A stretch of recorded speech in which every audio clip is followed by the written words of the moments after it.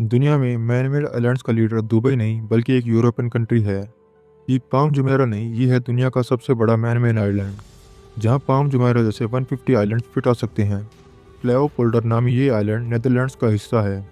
इसका एरिया तकरीबन 970 square kilometre है, मतलब पाम जुमेरह जैसे 170 टाइम्स ज़्यादा बड़ा। लेकिन सबसे हैरानी की बात यह है कि ये आइलैंड पानी से पैदा किया गया है। जी हाँ, नीदरलैंड्स इस प्रोसेस को कहते हैं लैंड रिक्लेमिनेशन। जैसे नीदरलैंड्स इससे दुनिया का लीडर बना, क्योंकि उनका 26% एरिया ऑलरेडी समुद्र के लेवल से नीचे है। लेओपोल्डर कोई खाली ज़मीन नहीं, ये एक फंक्शनल रीजन है जहाँ 4 लाख से ज़्यादा लोग रहते हैं।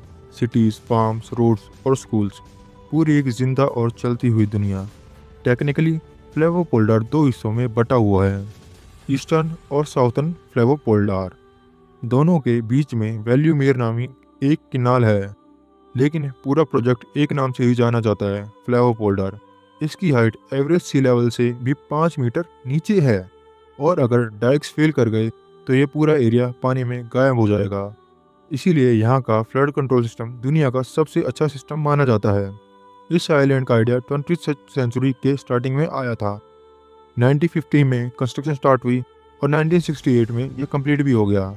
सिर्फ कुछ ही सालों में नीदरलैंड्स ने एक ओशन फ्लोर को ज़मीन में बदल दिया, और इस ज़मीन के नीचे मिलते हैं पुराने समंदर के फॉसिल और एंशिएंट ह्यूमन बैट्स, जो इसे जियोलॉजिकल रिसर्च का गोल्ड माइन बनाते हैं। आज फ्लेवोपोल्डर सिर्फ एक रिक्लेम लैंड नहीं, ये एक फ्यूचरिस्टिक मॉडल है। यहाँ फ्लोटिंग होम्स, विंड फार्म और ग्रीन एनर्जी की प्रोजेक्ट्स चल रहे हैं, और ये सब कुछ उस कंट्री ने किया जिसका आधा हिस्सा समुद्र के नीचे है।